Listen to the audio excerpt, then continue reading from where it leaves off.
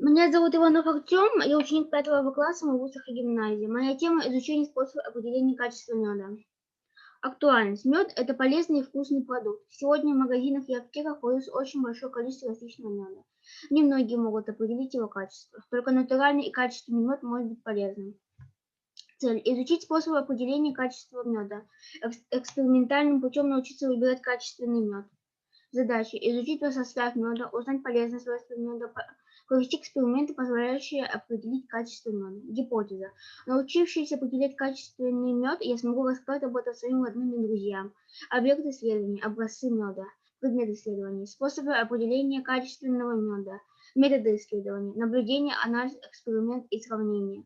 Практическая значимость – умение определять натуральный и качественный мед. Исследование образцов меда. Для определения качества мной были исследованы 4 образца меда, приобретенных в магазине: липовый, критичный, цветочно-майский и якутский. Опыт номер 1. Проверка меда с помощью бумаги. Капнуть немного меда на бумажную салфетку или другую рыхлую бумагу. Если через несколько минут мед растекся и образовал мокрый след, значит в нем большое содержание воды. Мед незрелый.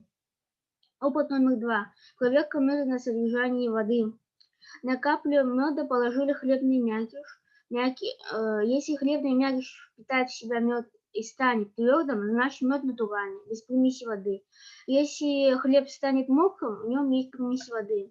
Опыт номер 3. Определение примеси крахмала и муки.